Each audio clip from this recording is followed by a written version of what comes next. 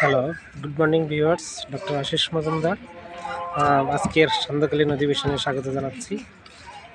আমি একটা কথা সবসময় বলি যে এডুকেশন অ্যাট এভরিহোয়ার, যেখানে হোক ইনডোর আউটডোর সবখানেই আমাদের পড়ালেখা চলবে। তো আজকে তেমন কিছু শেখাবো না, শুধু একটা জিনিস একটু শেয়ার করবো। সেটা হলো কি, হার্ট অ্যাটাক এবং স্ট্রোক এই দুটোর মধ্যে ডিফারেন্সটা কী। হার্ট অ্যাটাক এবং স্ট্রোক দুটো জিনিসকে মানুষ একই রকম মনে করে অনেকে। তো আজকে ওই জিনিসটা একটু রেডি করে দিচ্ছি। আচ্ছা, হার্ট অ্যাটাকটা কখন হয়? যখন আপনার হৃৎপিণ্ডের সাথে শরীরের অন্যান্য অংশের রক্তের ব্লাডের যে ফ্লো, ওটা যদি বন্ধ হয়ে যায় সাময়িকভাবে, তখন ওটাকে বলে হার্ট অ্যাটাক। আর স্ট্রোক কখন হয়? যখন এই রক্তের যে ফ্লোটা ব্রেনের সাথে সাময়িক সময়ের জন্য বন্ধ হয়ে যায়, তখন সেটা হয় স্ট্রোক। মানে হার্ট অ্যাটাক এবং স্ট্রোক এই দুটোর মধ্যে পার্থক্য তো বুঝে ফেলেছে। এবার আরেকটা প্রশ্ন, সেটা হলো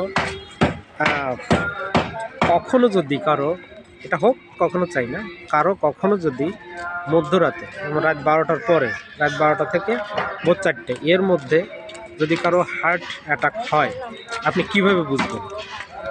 অনেকে বলে বুক, মানে গ্যাসের ব্যথা বুকে ওঠে, বাতের ব্যথা ওঠে, কিন্তু এই যে ভ্রান্ত ধারণা, এইটে আজকে একটু পরিষ্কার করে দিই।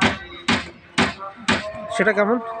যেমন ধরুন, যদি কখনো অনুভব করেন যে বুকের ঠিক মাঝ বরাবর প্রচণ্ড পেইন, মনে হয় কেউ সাঁড়াশি দিয়ে আপনাকে চেপে ধরেছে, এরকমের ব্যথা যদি হয়, সেই সাথে যদি শরীরে প্রচণ্ড ঘাম হয়, এই লেফট সাইড সহ, যখন এই সাইডটাতে আপনার অবশ্যই যাবে, বুঝবেন আপনার হার্ট অ্যাটাক হচ্ছে। তো সেই মুহূর্তে আমরা কি করব, ম্যানেজমেন্টটা কীভাবে নিব? হ্যাঁ, ওই মুহূর্তে তাকে জরুরি কোনো হসপিটালে নিতে হবে কাছাকাছি। অনেক সময় রাত দুপুরের সময় এই সুযোগটা থাকে না, তখন আমরা এটাকে ট্যাকেল দেব কীভাবে? আসুন সেইটা নিয়েই কথা বলি। তখন কি করবেন?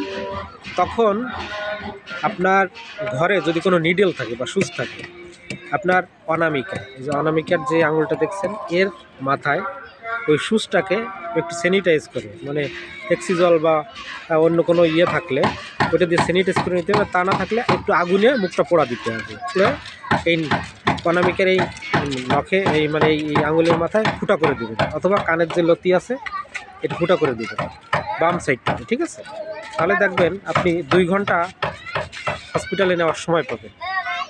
আর সবথেকে ভালো, আচ্ছা, আর একটা বিষয়, সেটা হলো যদি এটা যদি খুঁজে না পান, ঘরে যদি ফ্রিজে ঠান্ডা দুধ থাকে, ফ্রিজে রাখা হাফ কাপ অথবা 1 কাপ আপনি জোর করে খাইয়ে দেবেন, তাহলে আপনি 2-3 ঘন্টা সময় পাবেন হসপিটালে নিয়ে।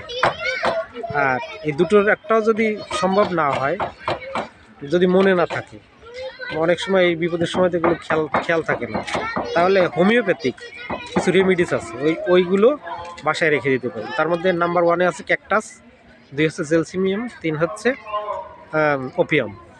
তো এগুলো আবার ইউজ করার জন্য একটা বিদ্যার প্রয়োজন হয়। সেই বিদ্যাটা কি, এগুলো আমি আপনাদের বলে দিব, ঠিক আছে? তো আপনারা আমাকে ফলো দিয়ে সাথে থাকবেন, পাশে থাকবেন। আজকে আপাতত এখানে, পরের দিন এইটা নিয়ে আমি একটা লেসন দিব, ঠিক আছে? সবাই ভালো থাকবেন, শুভ সন্ধ্যা।